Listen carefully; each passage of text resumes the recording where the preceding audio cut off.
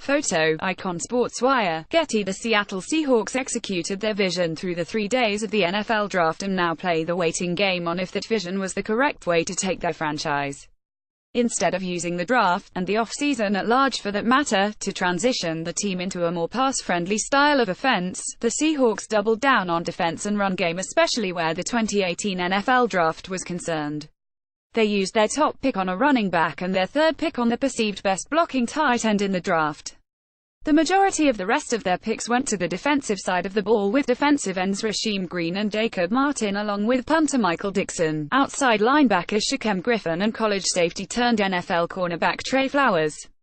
The Seahawks believed they struck gold on Flowers. Needing a cornerback still entering the third day of the draft, the top prospects who also fit their desired length and speed profile were dwindling.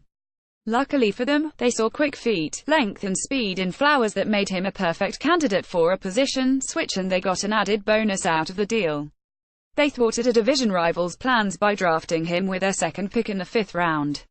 With the excitement from Griffin still fresh in the air, 5 picks later they took the Oklahoma State product, making him the 146th selection in the draft and 9th selection in the 5th round.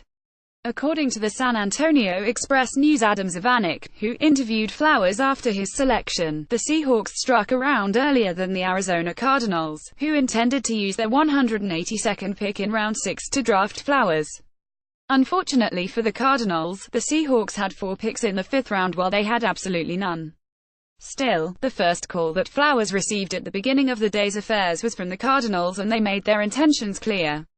The newly minted cornerback will be happy. The Seahawks called later to actually select him in round 5. Although a small difference where NFL money is concerned, 5th-round selections make more than 6th-round selections, and he was drafted over 36 spots away from where the Cardinals had their next pick. Flowers isn't the only one pleased. The Seahawks desperately need a long-term opposite for right cornerback Shaquille Griffin, and while the return of Byron Maxwell on a 1-year deal fills that need in the immediate, they have no long-term options in place unless they plan to eventually move cornerback Justin Coleman from his nickel spot to the outside. Of course, he's only on a 1-year deal, too. Another candidate for the role, Dontae Johnson, who started all 16 games for the San Francisco 49ers in 2017, also signed, wait for it, a 1-year deal. Mike Tyson, DeAndre Elliott and Naco Thorpe round out the real contenders, but Tyson and Elliott feel more like nickel options, and Thorpe is a special teams animal who hasn't been able to show he can cover well enough to factor into these cornerback battles as of yet. He was slotted to compete for Griffin's right cornerback spot in 2017 but quickly fell out of the race and left Griffin and former cornerback Jeremy Lane to compete. The NFL draft is over. Now the Seahawks must put the finishing touches on their offseason. Don't miss any updates as they try to reclaim their glory in 2018. Stay informed right along with us. Take 5 seconds to sign up for our free Seahawks newsletter now. In other words, Flowers feels like the only long-term solution at left cornerback for the moment, and thanks to these other options, they have time to mold him into a player who can pluck the job away from Maxwell or Johnson or whomever else they let attempt to fill the job after 2018. But it'll take patience, according to head coach Pete Carroll.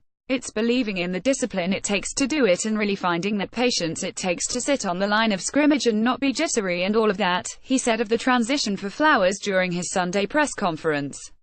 Guys think that they are supposed to go up there and beat the heck out of wide receivers, and that's what they think bump and run is.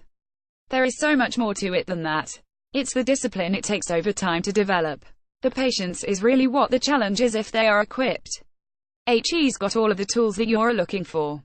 He's real long. He's feet are really quick and light, and he's got terrific speed.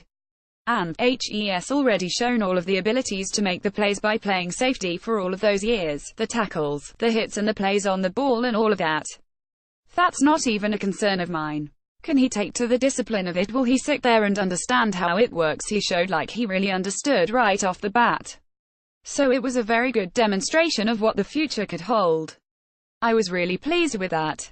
Will the Seahawks let him battle to start right away or hold him back while Maxwell or even Johnson less likely get the role in 2018? If Carroll's words keep translating into more and more growth out of Flowers, he may be able to take over sooner than expected.